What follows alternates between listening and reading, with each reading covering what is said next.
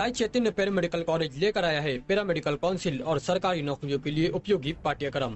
EMLT, radiology technician, health sanitary inspector में admission जारी है। हमारा पता याद रखें, Sai Chaitanya paramedical college, Ruby City Scan के ऊपर, मोची कॉर्नर, कैंप रोड। ठीक है, बोलिए। आज की ये प्रेस कॉन्फ्रेंस लेने का मकसद कि हिंदुस्तान में सबसे बड़ा इलेक्शन जो पार्लियामेंट का इलेक्शन होता है, दस्तूर के मुताबिक दस्तूर को बचाने के लिए आवाम के ज़रिए होने वाला इलेक्शन, जिससे आवाम के ज़रिए हुकूमत बनती है और हुक्मरान जो है वो अपनी काम करता है। लेकिन हम मुसलसल देख रहे हैं, फर्स्ट फेज़ हो चुका है, इसमें हम देख रहे हैं मुसलसल कि कहीं ना कहीं अक़लियत को या मुसलमानों को टारगेट करने का काम बीजेपी के बैनर से हो रहा है। आप लोग महसूस कर रहे होंगे कि हर जगह वो सिर्फ यही मुद्दा उठाते हैं कि हिंदुस्तान से मुसलमानों को भगाना है, और हिंदुस्तान में मुसलमानों ने कुछ नहीं किया आज तक, और नुकसानदेह कौम है हिंदुस्तान में मुसलमान। जगह जगह वो ये साबित कर रहे हैं। इसका मतलब ये है कि वोट लेने के लिए बीजेपी के पास मुसलमानों के ख़िलाफ़ बोलने के अलावा कोई मुद्दा नहीं है। उन्होंने कोई ऐसा काम ये 10 सालों में नहीं किया जो आवामी फलाह व बहबूद का हो, जिसको बताकर वो वोट ले सके। इसलिए उन्होंने एक टारगेट कर लिया है कि मुसलमानों को बुरा बोले। चाहे अमित शाह जो है वो 4% रिजर्वेशन के ख़िलाफ़ बोलते हैं, कहीं मोदी अभी पिछले दिनों हमारे दस्तूर के या हमारे कॉन्स्टिट्यूशनल पोस्ट के सबसे बड़े पोस्ट जिनके पास है वो मोदी जी, उन्होंने अपनी तकरीर में कहा कि हिंदुस्तान की जो संसाधन है, जो सरमाया है, उस पर हक अगर दूसरी गैर बीजेपी की हुकूमत आ गई तो वो हिंदुस्तान के जो हुकूमत के सरमाए हैं उसको मुसलमानों को बांट देगी और हिंदुओं को कुछ नहीं मिलेगा। ऐसा नफ़रत भरी तकरीर उन्होंने की, और उन्होंने बोलते हुए एक लफ्ज़ बोला, घुसपैठिए। जो लफ्ज़ मुसलमानों के लिए इस्तेमाल किया गया है, घुसपैठिए, ये लफ्ज़ एक बड़ा ही ख़तरनाक है जो हमारे लिए फ़िक्र का है। घुसपैठिए का मतलब उनका ये पूरी कौम को, पूरे मुसलमानों को घुसपैठिया बोलने का मतलब ये है कि वो कहीं ना कहीं NRC की लानत हिंदुस्तान में लाने वाले हैं, जिसका इशारा उन्होंने किया। वो घुसपैठिए साबित करना चाहते हैं तमाम मुसलमानों को, और ये हमारे लिए बहुत ज़रूरी हो गया है कि हमने हमारी अहमियत बताना, और जो सेकुलर आवाम है, चाहे वो मुसलमान हो, चाहे किसी भी जमात के, किसी भी ज़ात के सेकुलर लोग हैं, उनको मुत्तहिद होकर बीजेपी के ख़िलाफ़ वोट करना चाहिए, और मुसलसल ये बता देना चाहिए कि हिंदुस्तान जो है वो एक जमहूरी मुल्क है, और जमहूरी मुल्क जो है वो हुकूमत जो है जमहूरी तरीके से चलेगी, जहाँ हर समाज को, हर ज़ात को, हर नस्ल को एक नज़र से देखा जाएगा। लेकिन प्रधानमंत्री का जो बयान है वो ख़ास तौर पे मुसलमानों के लिए एक सवालिया निशान और फ़िक्र का मौका हो गया है, जहां हमको सोचना चाहिए। उन्होंने एक इशारा दिया है कि कहीं ना कहीं वो NRC को लागू करेंगे आगे जाकर। घुसपैठिए लफ्ज़ का इस्तेमाल शायद उन्होंने इसीलिए किया कि जो अक्सरियत में लोग हैं वो खुश हों इस बात से कि ये लोग धीरे धीरे जो है वो हिंदुस्तान से अक़लियत को निकालना चाहते हैं, जिसकी हम लोग समाजवादी पार्टी की तरफ से प्रधानमंत्री के इस बयान की मजम्मत करते हैं। और हमको अफसोस इस बात का है कि इलेक्शन कमीशन जो हमेशा से आज़ाद माना जाता था, उन्होंने अभी तक कोई एक्शन नहीं लिया। अगर इलेक्शन कमीशन का खुद मुख्तारी आज हिंदुस्तान में होती तो कोई भी सियासी लीडर इस तरह का नफ़रत फैलाने वाला बयान नहीं देता। आज हम लोगों को ये महसूस हो रहा है कि हिंदुस्तान की जमहूरियत जो नाफिज तो नहीं हुई है कि जमहूरियत ख़त्म हो गई है, लेकिन धीरे धीरे जो है जहां खुद मुख्तारी जिन अदारों में थी उसको धीरे धीरे ख़त्म कर दिया गया है, और वहां पर मनमानी हुकूमत की चल रही है, शरपसंदों की चल रही है, जिसके ख़िलाफ़ मुत्तहिद होकर सेकुलर लोगों को एहतजाज करना चाहिए। और उनको जो मुकाम में, जो जंग आज़ादी के वक्त में जो जनसंघी RSS के लोग शामिल नहीं थे, वो आज ऐसा मौका आ गया है कि वो हिंदुस्तान के सबसे ज़्यादा वफ़ादार और हुब्बुल वतन वही कहला रहे हैं, जबकि उनकी तारीख़ रही है हिंदुस्तान में कि अंग्रेज़ों के वक्त से उन्होंने हिंदुस्तान के आवाम को छोड़कर हुकूमत की चाटुकारिता की। इसलिए लोगों को मुत्तहिद होकर ख़ास तौर पे जो लोग कॉन्स्टिट्यूशन समझते हैं, उन लोगों को बहुत फिक्र महसूस हो रही है कि हिंदुस्तान अगर इस तरह राह पे जाएगा शरपसंदी की तो आगे बहुत बड़ा नुकसान होगा। लेकिन जो बयान उन्होंने घुसपैठिए का दिया वो हमारे लिए एक सोच का मुकाम हो गया है कि ये लोग मुसलमानों को 20 मई को धुलिया मालेगांव पार्लियामेंट हलके की वोटिंग है। हम इंडिया अलायंस में हैं, मगर हम एक बात शिद्दत से महसूस कर रहे हैं कि बीजेपी इस हलके में इलेक्शन लड़ते हुए दिख रही है, मगर इंडिया अलायंस के उम्मीदवार जो है बड़ी ही सुस्त रफ्तारी से इलेक्शन लड़ रहे हैं। 2014 और 2019 का इलेक्शन मालेगांव शहर ने उस वक्त कांग्रेस पार्टी के उम्मीदवार को भरपूर वोट दी, मगर उसके बाद भी 14 में 2.25 लाख वोट से और 2019 में लगभग 2,27,000 वोट से कांग्रेस पार्टी को शिकस्त हुई। मगर इस अलायंस में भी ये सीट कांग्रेस पार्टी को दी गई। हमारी चाहत ये है कि जो अभी शान हिंद ने कहा कि मुल्क में जो हालात बन गए हैं और ख़ास तौर से माइनॉरिटीज़ के, ऐसे वक्त में फ़िरका परस्तों को शिकस्त देने के लिए जिस तरीके की जोर आजमाई होना चाहिए उस तरीके की जोर आजमाई दिख नहीं रही है। हम ये नहीं कहते कि धुलिया मालेगांव में सेकुलर पार्टियों का उम्मीदवार चुन के नहीं आ सकता। मैं इससे पहले भी बोला कि इससे अच्छा मौका नहीं है, मगर चुन के आने के लिए, जीतने के लिए लड़ना भी ज़रूरी है।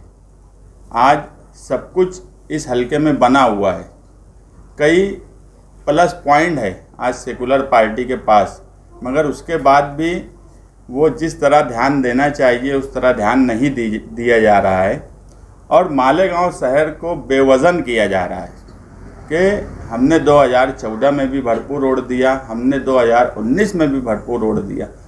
तो ये खाम ख्याली कि ये क्या करेंगे, इनके पास तो कोई मुतबादिल नहीं है, ये सोच कहीं ना कहीं मालेगांव को बेवज़न करती है और हम कभी नहीं चाहते कि मालेगांव शहर बेवज़न हो। इसलिए हमने ये तय किया है कि 1 मई से महाराष्ट्र डे के मौके पर संविधान सुरक्षा यात्रा के बैनर तले हम एक यात्रा मालेगांव शहर में निकालेंगे जो कई दिन तक चलेंगी और धुलिया शहर में भी हमारी वहाँ के समाजवादी के कारपोरेटर्स और जिम्मेदारों से बात हुई है, वहाँ भी निकालने की बातचीत किए हैं। हमारा मकसद ये है कि लोगों में बेदारी पैदा हो, कि वोट देने की बेदारी पैदा हो, फ़िरका परस्तों को हराने की बेदारी पैदा हो, ताकि ये इलेक्शन, हम पूरे हिंदुस्तान की बात तो नहीं कर रहे, मगर हमारे कॉन्स्टिट्यूंसी में हम हमारे उम्मीदवार जो हैं उनको जिताने की कोशिश करें। मगर उसके बाद भी अगर इंडिया अलायंस के उम्मीदवार मालेगांव शहर को बेवज़न करने की कोशिश करेंगे तो हमें कोई ना कोई दूसरा रास्ता अपनाना पड़ेगा। हम 2 चीज़ चाहते हैं कि जीत कर भी आए और मालेगांव का वज़न अपना कायम रहे, ख़ास तौर से अक़लियत का वज़न अपनी जगह कायम रहे। अगर कोई ये सोच कर इलेक्शन में आया है कि इनके पास कोई मुतबादिल नहीं है, तो ये सोच को ख़त्म करना, फ़िरका परस्तों का मुँह तोड़ जवाब देना, इसके लिए संविधान सुरक्षा यात्रा निकालने का हमने फ़ैसला किया है। क्योंकि हम महसूस कर रहे हैं कि जिस तरीके का इलेक्शन लड़ा जाता, जिस तरीके से इलेक्शन को होना चाहिए, वो अगर तरीका नहीं है तो हम सिर्फ वोट देकर और ये कहीं से वोट नहीं लाएं और हर वक्त हर 5 साल के बाद हमारी बेवज़नी हो कि ये कितना भी वोट दे दे, कोई उसका फ़ायदा नहीं, कोई उसका हल नहीं। ये चीज़ अब इस इलेक्शन में ख़त्म होना हमारा मकसद है। मौलाना उमरान ने भी उम्मीदवारी की चर्चा बहुत चल रही थी। आज मौलाना उमरान ने ऐलान किया है कि भाई मैं उम्मीदवारी नहीं करूँगा, इसको कैसे देखते हो? मैं इससे पहले भी बोला कि मैं हजरत से जाकर मिला और उनकी उम्मीदवारी का फ़ैसला आने और नहीं आने के बाद ही हम उस मामले में कुछ बोलेंगे। कल हमको जब ये इल्म हुआ कि 12 बजे उनकी प्रेस कॉन्फ्रेंस है और वो अपना फ़ैसला सुनाएंगे, तो हमने ये प्रेस कॉन्फ्रेंस रखी देखो, जमहूरियत में सबको हक है कि वो इलेक्शन में आए। अब उन्होंने क्या सोच के तैयारी की थी और अब इलेक्शन लड़ने की बात क्यों नहीं बोलते, वो बात मैंने सुनी। मगर अगर वो इलेक्शन में आते तो बहरहाल इस शहर की, देखो मैं एक बात बोला कि हमारा मकसद मुल्क में जो हालात हैं, ख़ास तौर से जितने सियासी सोच रखने वाले दिग्गज इस मुल्क में हैं, सब ये बात महसूस कर रहे हैं कि आने वाला वक्त संविधान पे हमला होने जैसा है। ऐसे वक्त में हमारा मकसद ये है कि किसी भी तरीके से ये कॉन्स्टिट्यूंसी में बीजेपी हारे। तालमेल की बात ऐसी है कि हम बाराती हैं, दुल्हा जो है, जो इलेक्शन लड़ रही है पार्टी, वो दुल्हा है। उनका काम है बारातियों को बुलाना, बारातियों से तालमेल करना। बाराती कैसे क्या कोई तालमेल बैठा पाएंगे? दावत देना, लोगों को जमा करना, खाना रखना, ये सब काम उनका है।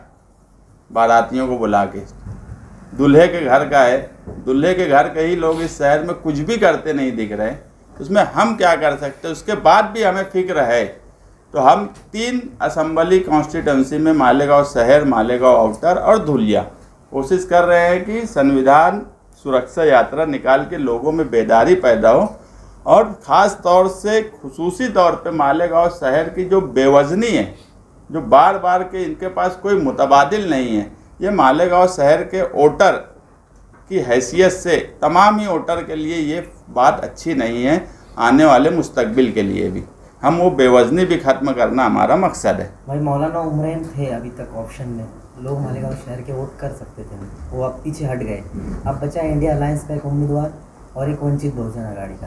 तो आपको क्या लगता है मालेगांव शहर के अवाम ने अब किसको वोट करना चाहिए? बीजेपी के तो करना मुश्किल है, सेंट्रल बीजेपी के तो खिलाफ ही हम वो यात्रा निकालने की बात कर रहे हैं।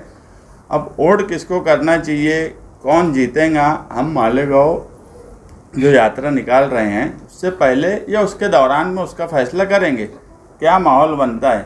आज मौलाना उमरैन साहब उम्मीदवारी वापस लिए, कल हो सकता है कोई और नाम आ जाए। आज 26 मई से नोटिफिकेशन शुरू हो रहा, 26 अप्रैल से 3 मई तक, अभी वक्त है, देखेंगे क्या है।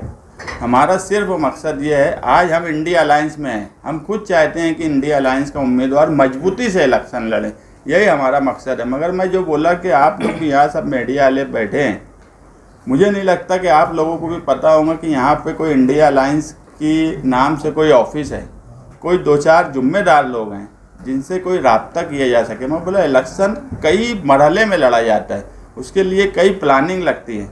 हम बहरहाल 2.25 लाख वोट से हारे हैं, आज जीत सकते हैं, तो वो सब चीज़ों को तय करना चाहिए।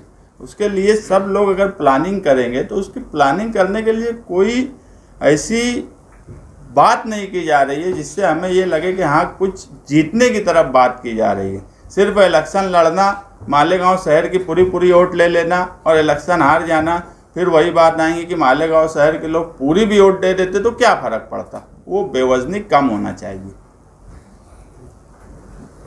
हिस्सा लेना पड़ा या इलेक्शन की कोई भी प्रचार मुहिम में हिस्सा लेना पड़ा तो हम संविधान सुरक्षा यात्रा के बैनर से ही ये इलेक्शन 20 मई तक लड़ेंगे। संविधान सुरक्षा यात्रा आपके पार्टी की जानिब से है या फिर आपकी तंजीम की जानिब? नहीं, पार्टी की जानिब से, समाजवादी पार्टी की जानिब से है। हमारा मकसद है मालेगांव शहर, मालेगांव आउटर का हिस्सा और धुलिया, इन हिस्सों में यात्रा निकालने की हमारी प्लानिंग है। करनी चाहिए ऐसा लग रहा है। जो शादी में तैयारी की जाती है जी, वही सब तैयारी इलेक्शन में भी की जाती है। तुमको लोगों को इज्जत देना पड़ेगी, उनको जाकर बुलाना पड़ेगा, दावत रखना पड़ेगी, खिलाना पड़ेगा। ये इलेक्शन का पूरा मरहला है, इससे कोई बचा नहीं है। वो लोकल इलेक्शन हो कि असेंबली हो कि पार्लियामेंट हो, आखिर में टिपाना, हाँ टिपाने वाले टिपाएंगे भी। चाय भी बनी है, बिरयानी